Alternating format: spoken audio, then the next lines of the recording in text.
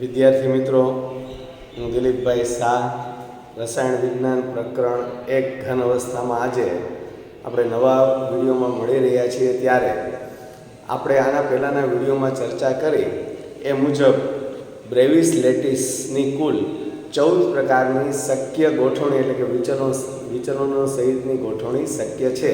તો એની આજે આપણે વિગતવાર ચર્ચા કરવા જઈ રહ્યા છીએ. મિત્રો, આ જે ટોપિક છે એ ગુજરાત બોર્ડ, ગુજકેટ, નીટ અને જીની બધી એક્ઝામ માટે MCQ પ્રકારના પ્રશ્નો માટે ખૂબ જ અગત્યનો છે અને આમાંથી ફેરવીને અનેક પ્રકારના પ્રશ્નો બનાવી શકે. તો આની માટે થોડીક તમારે વ્યવસ્થિત તૈયારી કરવી પડશે. થોડુંક યાદશક્તિ ઉપર આધારિત પ્રશ્નો પણ બની જશે તમારો, અને આપણે એને સરળ બને એની માટે સૌથી પહેલાં તો આપણે 7 પ્રકારના આદિમ કોષ હોય છે એ આપણને ખ્યાલ હોય. કયા 7 પ્રકારના આદિમ કોષ હોય? તો કે પહેલો આદિમ કોષનો પ્રકાર સમઘનીય, બીજો ચતુષ્કોણીય, ત્રીજો પ્રકાર એમાં આવશે ઓર્થોરોમ્બિક, બરાબર, ચોથો ષટકોણીય, પછી આવશે રોમ્બોહેડ્રલ અને ત્રિકોણીય, અને મોનોક્લિનિક અને ટ્રાયક્લિનિક. એમ આ 7 પ્રકારના જે છે તેને યાદ રાખવા માટે આપણે એક પદ્ધતિ વિકસાવવી પડશે. તો 7 પ્રકારના યાદ રાખવા માટે તમે એમ બોલી શકો સચ, પછી સચ એટલે શું? પેલા સ ઉપરથી તમે કહી શકો કે સમઘનીય, ચ ઉપરથી કહી શકે ચતુષ્કોણીય એટલે સચ, પછી તો કે એની માટે આગળ કહીએ ઓરસ, સચ ઓરસ. સચ ઓરસ એટલે શું? ઓર એટલે ઓર્થોરોમ્બિક, સ એટલે ષટકોણી, સચ ઓરસ, બરાબર. એટલે યાદ રાખશું આપણે કે સચ ઓરસ.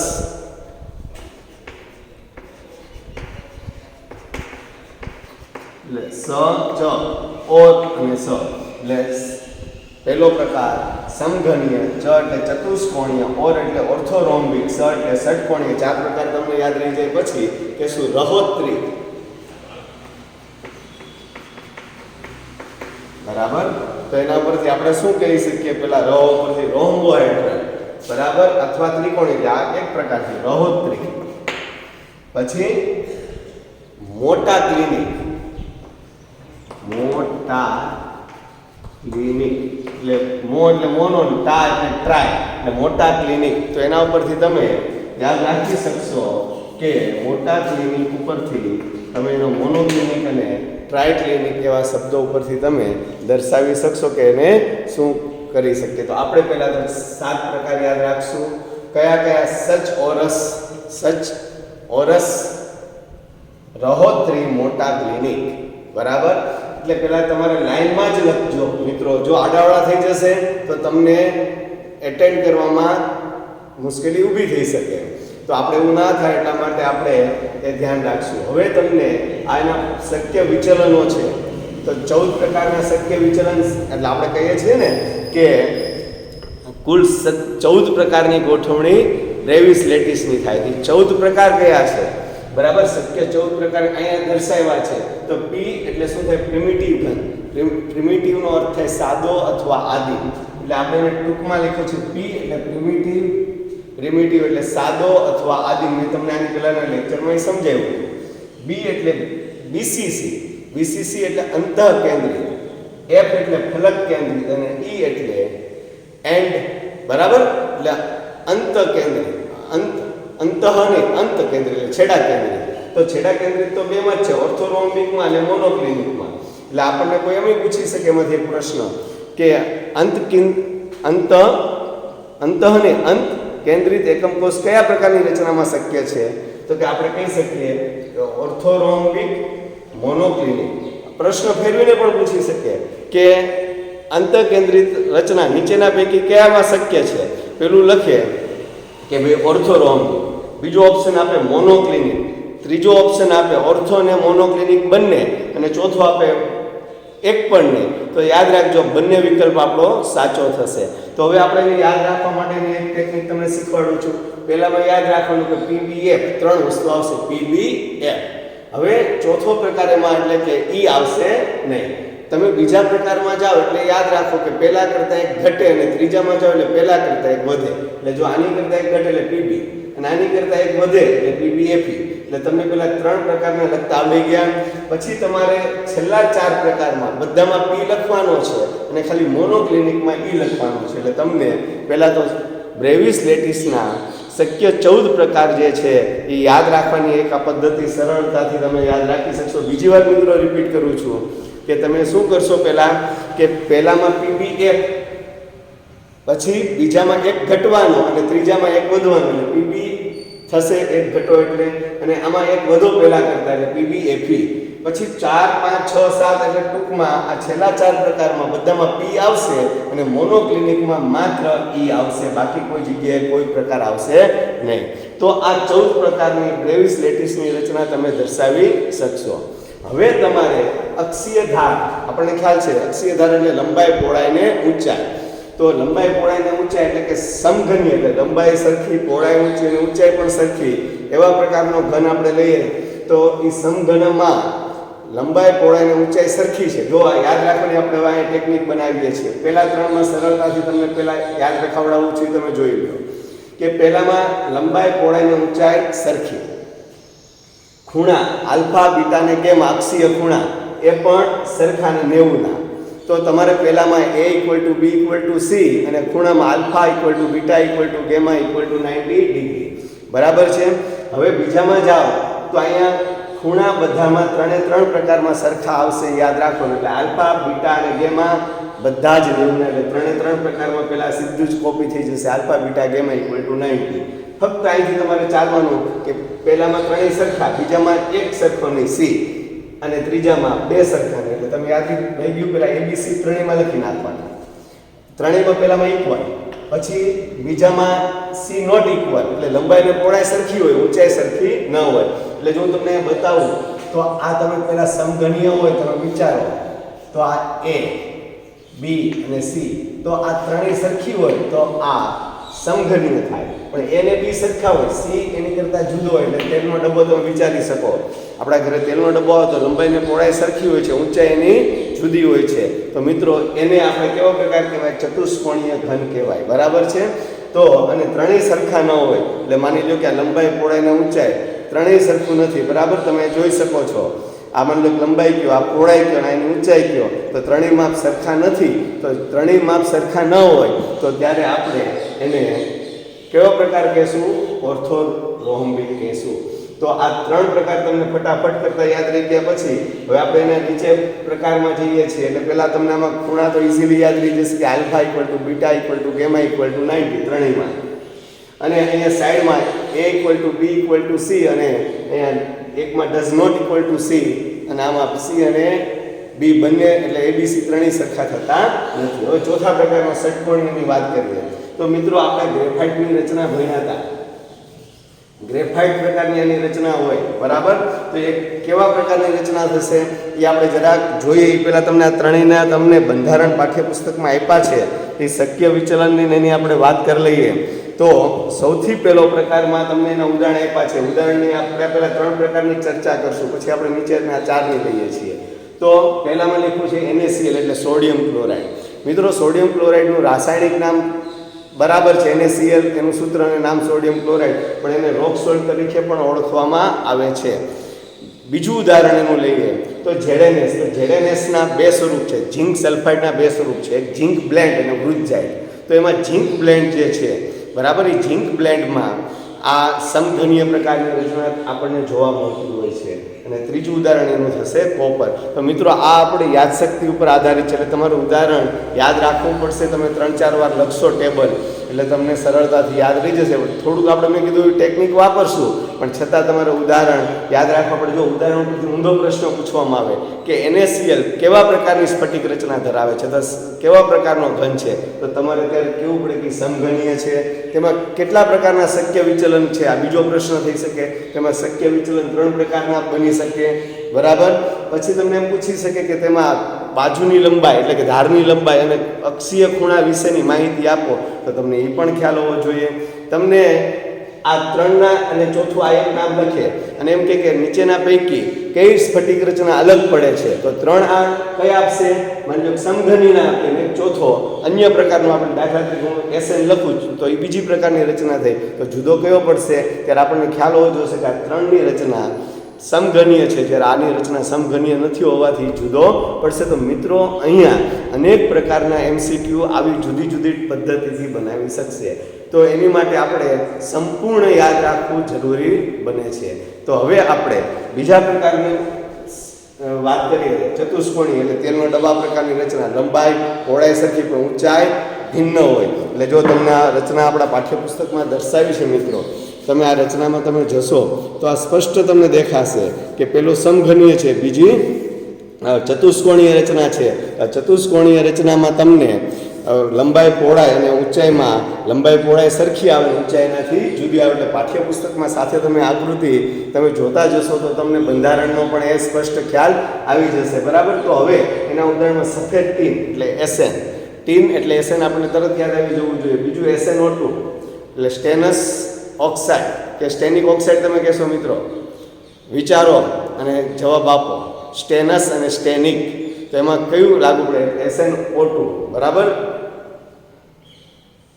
હવે એની કરતાંય બીજું આપણે મહત્વની ચર્ચા કરીએ, TiO2 આપે તો આપણને તરત યાદ આવી જાય, પણ TiO2 નું પ્રચલિત નામ રૂટાઇલ છે, અને યાદ રાખજો કે TiO2 એટલે કે રૂટાઇલમાં ચતુષ્કોણીય પ્રકારની રચના હોય છે. અને બીજું ઉદાહરણ થશે કેલ્શિયમ સલ્ફેટ. તો હવે ઓર્થોરોમ્બિકમાં લંબાઈ પહોળાઈ અને ઊંચાઈ સરખી નથી, રોમ્બિક સલ્ફર એનું ઉદાહરણ થયું, નામ ઉપરથી નથી ખબર પડી, રોમ્બિક, તેમાં રોમ્બિક સલ્ફર. સલ્ફર બીજી વાર આપણા ઉદાહરણમાં આવશે નીચે, એમાં છે મોનોક્લિનિક, તેનો પ્રકાર છે મોનોક્લિનિક. એટલે સલ્ફર જ્યારે પૂછે તો એના ઉપરથી આપણને ખ્યાલ તરત આવી જશે, રોમ્બિક સલ્ફર કે તો એ કોનું ઉદાહરણ થશે, ઓર્થોરોમ્બિકનું. મોનોક્લિનિક કે એ મોનોક્લિનિકનું ઉદાહરણ થશે. બીજી વાત કરીએ અને ટૂંકમાં લખું છે રોમ્બિક સલ્ફરનું, તો એસ ને બાજુમાં આર પણ સંકેતમાં લખી નાખે. બીજું BaSO4 એટલે બેરિયમ સલ્ફેટ, અને KNO3 ને ઇન્ડિયન સોલ્ટ પીટર તરીકે ઓળખવામાં આવે છે. મિત્રો KNO3 ને ઇન્ડિયન સોલ્ટ પીટર કહેવાય, એવી જ રીતના એક બીજું, આ તો તમારી જાણકારી માટે વાત કરી, NaNO3 એટલે સોડિયમ નાઇટ્રેટ, તો એને કહેવાય ચિલી સોલ્ટ પીટર. એટલે આપણને આવા અમુક નામ ખ્યાલ હશે તો સરળ પડશે. તો હવે આ ત્રણ પ્રકાર લીધા પછી આપણે બીજી વાત કરીએ છીએ ષટકોણીય રચનામાં. એમાં માત્ર પ્રિમિટિવ એટલે કે આદિમ કોષ જ હશે, એમાં બે બાજુ સરખી થશે, A અને B. મિત્રો A અને B સરખી થાય તો હું જરાક બતાવું છું કેવી રીતની રચનાની વાત છે આ, કે તમે આ લંબાઈ પહોળાઈ A અને આ B કહેતા હોય, આ બંને સરખા, બરાબર, આ બંને સરખા, પણ એની ઊંચાઈ એના કરતાં ભિન્ન હોય. હવે તમે જોઈ શકો છો આ બંને સરખા છે, આ C નું માપ એની કરતાં જુદું થયું. હવે અહીંયા જે ખૂણો માપશો તમે, આ 90 નો બનાવશે, અહીંયા પણ 90 નો બનાવે, બરાબર. પણ આ ખૂણો જે અહીંથી આમ બનશે, એટલે કે અહીંથી અહીંયા તમને સ્પષ્ટ બતાવે, એટલે અહીં બતાવું છું 120 નો બને.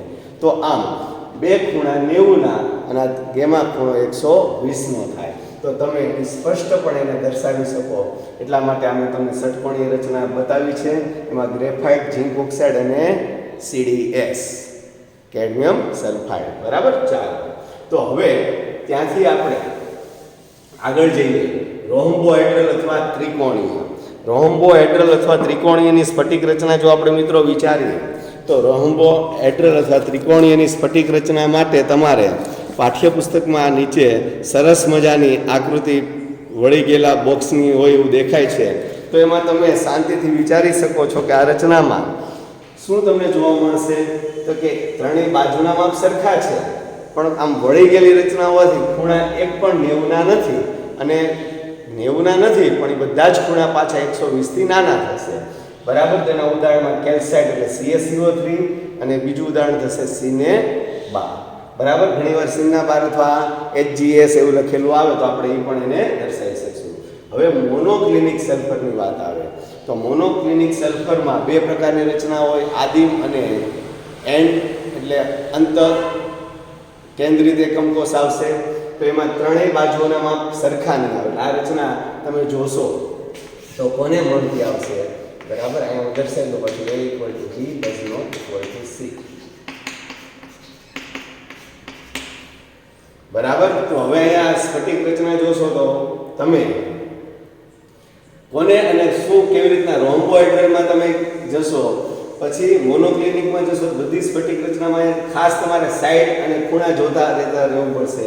અહીંયા ત્રણેય બાજુ સરખી હતી, આ ત્રણેય બાજુ સરખી નથી. એટલે છેલ્લા બંનેમાં યાદ રાખજો કે ત્રણેય બાજુ સરખી નથી. એટલે આમ તમે જોશો તો તમે આ ત્રણેય બાજુ સરખી છેલ્લા બંનેમાં નથી. એટલે A does not equal to B does not equal to C. પણ અહીંયા એક ખાસિયત છે, આલ્ફા અને ગેમા એ 90 ના થશે પણ બીટા 90 નો થશે નહીં. અને એના ઉદાહરણ તમને મોનોક્લિનિક સલ્ફર અને Na2SO4 10H2O, બરાબર, સોડિયમ સલ્ફેટ.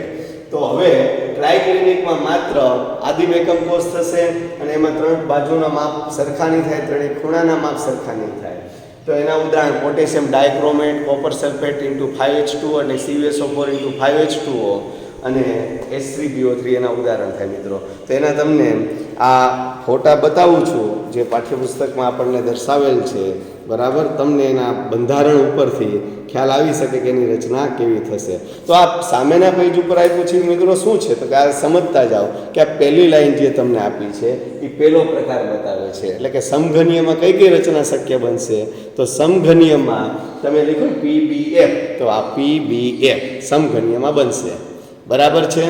બીજી વાત જો આ દરેક વસ્તુ તમે શીખજો, આ PBF પછી બીજા પ્રકાર ચતુષ્કોણીયમાં જાઓ તો PB, એટલે જો PB એટલે બીજી પ્રકારની રચનામાં PB રચના શક્ય છે મિત્રો, બરાબર. હવે ત્રીજા પ્રકારમાં જાઓ તો ઓર્થોરોમ્બિકમાં PBFE, એટલે તમે ત્રીજો પ્રકાર PBFE, બરાબર છે. પછી તમે એક પછી એક આવી રીતના તમને રચનાઓ બતાવવામાં આવી, દર્શાવવામાં આવી છે. એટલે કુલ કેટલા પ્રકારની બ્રેવિસ લેટિસ શક્ય છે તો કે આપણે યાદ રાખજો 14 પ્રકાર. કયા કયા 14? આ ગણી લો, 1 2 3 4 5 6 7 8 9 10 11 12 13 ને 14.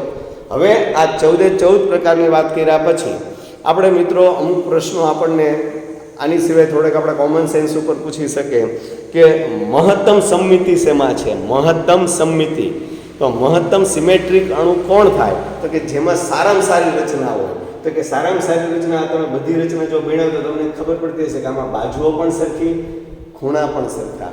તો જે સમઘનીય છે એ મહત્તમ સમમિતિ ધરાવતી રચના થશે મિત્રો, બરાબર.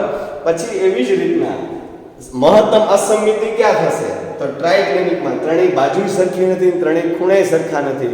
તો મહત્તમ સમમિતિ સમઘનીયમાં થશે અને મહત્તમ અસમમિતિ ટ્રાયક્લિનિકમાં થશે. તો આવા જ્યારે પ્રશ્નો પૂછે ત્યારે તમને એ ખ્યાલ આવો જોશે. બીજો પ્રશ્ન તમને પૂછે કે મહત્તમ એન્ટ્રોપી કયા સ્વરૂપની છે? આમાંથી કોઈ પણ ચાર આપણને આપ્યા હોય તો મહત્તમ એન્ટ્રોપી એટલે અવ્યવસ્થાની વાત આવે. તો અવ્યવસ્થાવાળી વાત આવશે તો કે તમે ઓર્થોરોમ્બિકમાં જશો મિત્રો, તો ઓર્થોરોમ્બિકમાં મહત્તમ એન્ટ્રોપી થશે. એનું કારણ શું છે તો કે ત્રણેય બાજુ સરખી નથી, બરાબર. અને એમાં શક્ય વિચલન કેટલા પ્રકારના થશે? આ 4 પ્રકારના થશે. ઉષ્માગતિશાસ્ત્રની દ્રષ્ટિએ, ઉષ્માગતિશાસ્ત્રની થર્મોડાયનેમિક્સની દ્રષ્ટિએ મહત્તમ શક્તિવાળી, મહત્તમ એન્ટ્રોપીવાળી ઓર્થોરોમ્બિક અવસ્થા થાય. તમને મિત્રો એવું પૂછવામાં આવે નીચેના પૈકી કઈ રચના ઘન નથી? નીચેના પૈકી કઈ રચના ઘન નથી? તો યાદ રાખો મિત્રો, આ ષટકોણીય રચના જે છે એટલે એને ટૂંકમાં કેવી રીતે HCP રચના, આપણે હેક્સાગોનલ ક્લોઝ પેક રચના કહીએ એટલે HCP રચના, બરાબર. એટલે કે આ રચના સમઘનીય નથી, બરાબર. તમને પૂછે સમઘનીય રચના કઈ નથી તો ષટકોણીય જે રચના છે એટલે કે HCP રચના એ સમઘનીય રચના કહેવાશે નહીં. તો આપણે આ પ્રકાર જે છે એ યાદ રાખવા પડશે અને એની આપણને ખ્યાલ પણ રહેવો જોશે કે આમાં કઈ રચના સમઘનીય છે, કઈ રચના સમઘનીય નથી. તો સ્પષ્ટ આપણને સમજાય અને યાદ રહે એ રીતે આપણે એને યાદ રાખવાનો પ્રયત્ન કરવો પડશે. તો આ જે રચનાઓ છે પાઠ્યપુસ્તકમાં આપેલી છે મિત્રો એનો સરસ રીતે તમારે અભ્યાસ કરવો પડશે અને યાદ પણ રાખવાનો પ્રયત્ન કરવો પડશે. બરાબર છે? તો તમારી પાસે પાઠ્યપુસ્તકમાં જે આપ્યું છે તો એનો તમે સ્પષ્ટ અભ્યાસ કરી અને સારી રીતે યાદ રાખવાનો તમે પ્રયત્ન કરજો, જેથી કરીને તમને ખ્યાલ આવી શકે. હવે આપણે ઝડપથી જો આ ટેબલ પાછું બનાવીએ મિત્રો, તો રિવિઝન આપણે ફટાફટ કરતા કરીએ કે કેવી રીતના એને યાદ રાખી શકાય અને બની શકે. તો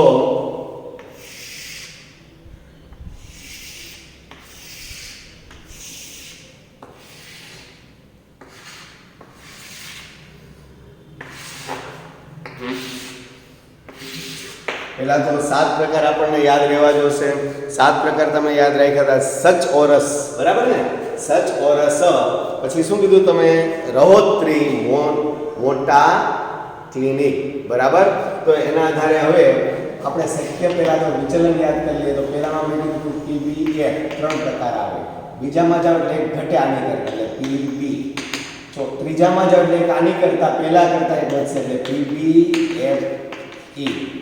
પછી 4 પ્રકારમાં બધામાં પહેલા પી લખી નાખવાનો અને એક મોનોક્લિનિકમાં ઈ આવશે. બાકી કોઈ જાતના પ્રકાર કોઈ જગ્યાએ તમારે દર્શાવવા રહેતા નથી. એટલે તમે અહીંયા પહેલા શક્ય વિચલન યાદ રાખ્યા પછી આપણે અહીંયા ધારની વાત કરવાની આવે તો તમારે a = b = c. a = b does not equal to c.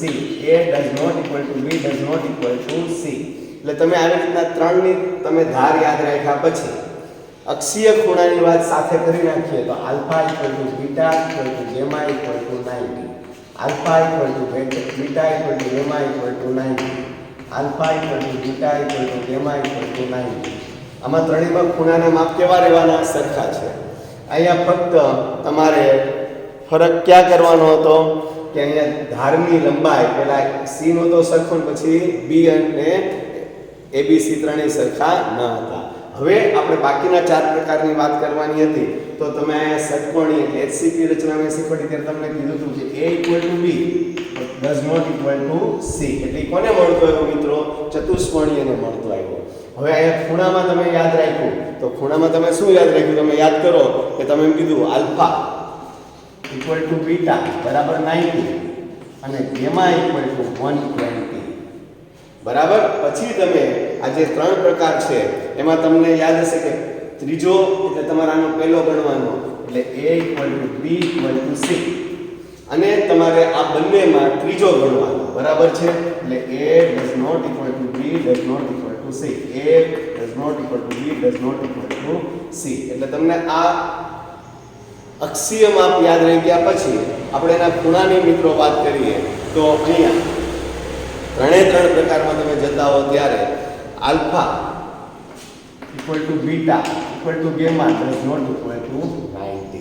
એટલે 90 નો એક પણ ખૂણો નથી આપણે અહીંયા. આ જ લાઈનમાં તમે હેલા અને જેમ જ અહીંયા ખૂણાને બદલાવાનો છે ને ખૂણો 90 ના નહીં અને 120 થી નાનો એ દર્શાવવાનું રહેશે. હવે જ્યારે છેલ્લા 2 પ્રકાર મોનોક્લિનિક અને ટ્રાઇક્લિનિકની આવે તો મોનોક્લિનિક અને ટ્રાઇક્લિનિકમાં તમને ખબર છે આલ્ફા બીટા અને ગામા સરખા થતા નથી અને 90 ના પણ થતા નથી. એટલે આ તમને છેલ્લો તો ઈઝીલી યાદ છે. તો હવે કયો વચ્ચેનો યાદ રાખવાનો રહ્યો? તો એમાં તમારે યાદ રાખવા માટે બીટા = યાદ રાખજો બીટા છે એ 90 નો નથી અને બાકીના આલ્ફા અને બીટા = 90. તો હવે આપણે ઉદાહરણ યાદ રહી ગયું તો આખું ટેબલ તમે સરળતાથી બનાવી શકશો. હવે તમને થોડાક બીજા પ્રશ્નો પૂછી શકે. તમને એમ પૂછે કે રોમ્બોહેડ્રલ અને સમઘનીયમાં સામ્યતા અને જુદાપણું જણાવો. મિત્રો સામ્યતા અને જુદાપણું તો તમે રોમ્બોહેડ્રલમાં અને સમઘનીયની સામ્યતા કઈ થઈ તો કે ત્રણેય બાજુઓના માપ સરખા છે એટલે a = b = c. તો અહીંયા a = b = c થાય. પણ જુદાપણું શું છે તો કે આમાં ત્રણેય ખૂણા 90 ના છે જ્યારે આમાં એક પણ ખૂણો 90 નો થતો નથી. ત્રણેય ખૂણા સરખા છે પણ 90 ના થતા નથી. તો મિત્રો આવા વિવિધ પ્રકારના પ્રશ્નો તમને પૂછી શકે. એવી જ રીતના તમને પૂછે કે ભાઈ તમને ઓર્થોરોમ્બિક અને મોનોક્લિનિકમાં સામ્યતા શું છે? આપણે કહી શકીએ કે ત્રણેય બાજુના માપ સરખા હોતા નથી એટલે a does not equal to b does not equal to c એની સામ્યતા થઈ. પણ એમાં જુદાપણું તમારે કેવું છે તો હવે જુદાપણું ક્યાં પડ્યું કે આમાં ત્રણેય ખૂણા 90 ના થાય છે, જ્યારે આમાં બે ખૂણા 90 નો છે, જ્યારે ત્રીજો ખૂણો 90 નો બીટા હોતો નથી કે હોય છે. બોલો આમાં મારે મેં અત્યારે ઝડપથી લખ્યું તો મેં અહીંયા એક ભૂલ કરી, beta does not equal to અહીંયા આલ્ફા અને ગેમા આવશે. ઝડપથી મેં લખ્યું તો અહીંયા આવશે આલ્ફા અને gamma, beta does not equal to 90. બરાબર છે. તો આ તમે સુધારી લેજો. મેં આ જો ઝડપ કરવા ગયો તમારી સામે તો ભૂલ પણ થઈ શકે. એટલે આ ધ્યાન રાખી અને આપણે આવી રીતના પ્રશ્નોને આપણે શીખશું અને પ્રેક્ટિસ કરજો મિત્રો, સરળતાથી યાદ રહી જશે. બરાબર. ચાલો તો હવે આપણે નેક્સ્ટ લેક્ચરમાં પછી મળશું. તો હવે આ બધી રચનાઓ તમે યાદ રાખજો.